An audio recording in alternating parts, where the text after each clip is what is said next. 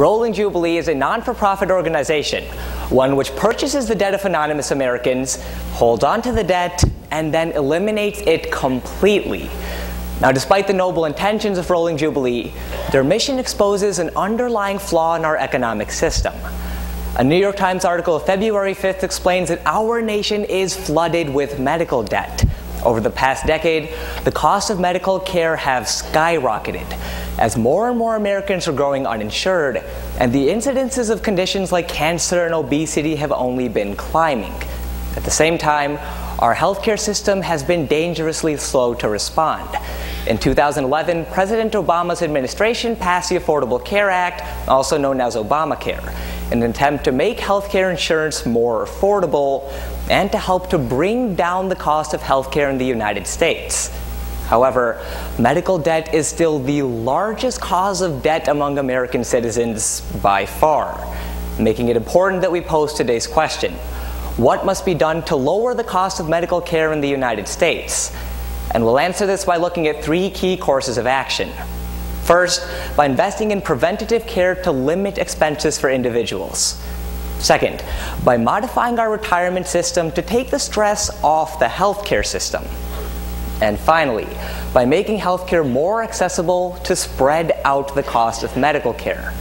But first, let's look at what we can do before we actually get sick. As of right now, our healthcare system is focused on taking action after the fact.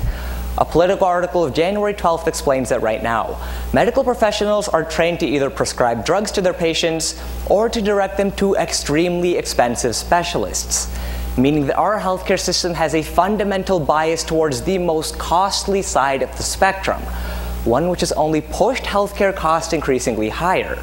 Which is why a New York Times article of February 14th says, "Happy Valentine's Day," and that we need to invest in preventative care. With the rising growth of informational technology, the increasing accessibility of mobile technology, and enormous advances in genetic research, both doctors and patients have a growing ability to monitor their own health care. With the ability to anticipate an issue with their health care, individuals can take preventative action, taking care to protect their health in the short term in order to avoid the more costly long-term expenses. Preventative care gives Americans the choice between going for a run now or running to the hospital later. Now, healthcare only becomes an issue as many individuals grow older, which is why next we'll examine how modifying our retirement system could actually take stress off the healthcare system. As we all know, old people ruin everything.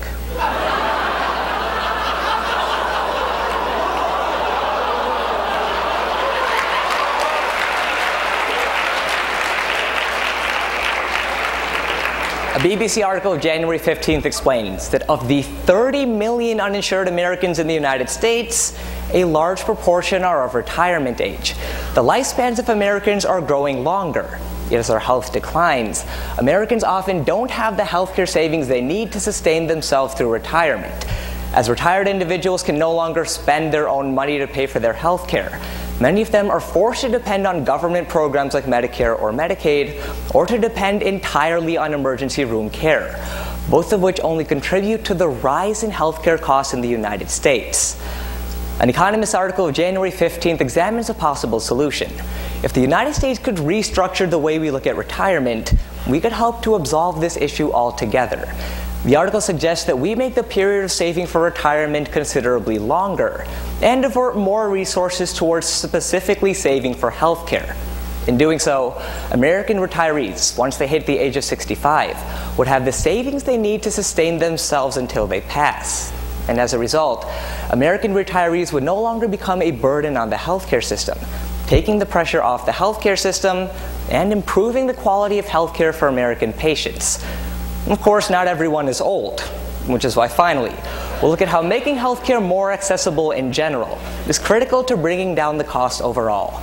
A New York Times article of January 14th looks at the uninsured Americans in the United States and explains that with healthcare going increasingly expensive, many of them have to postpone medical care until they can no longer ignore the issue.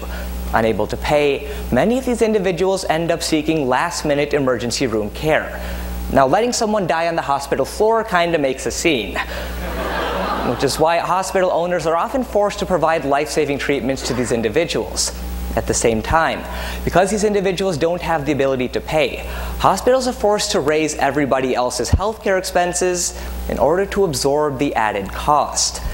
In essence, the problem lies in the fact that simply not enough Americans can access healthcare, which is why a Congressional Budget Office report of February 2014 looks at the Affordable Care Act, a measure which is still controversial and barely implemented, but seeks to subsidize health insurance, making it more affordable to Americans. By doing so, this would shift the costs in the healthcare system, instead of placing the burden entirely on hospitals, and therefore on the consumers who use them. This would put more of the burden back on consumers by allowing them to not only pay for their own healthcare, but also to reduce the stress on the healthcare system. By spreading out the cost of healthcare, making medical care more accessible helps to bring down costs for everybody. So if you look back to today's question, what must be done to lower the cost of medical care in the United States? We examined 3 key courses of action. First, using preventative care to diminish individual expenses.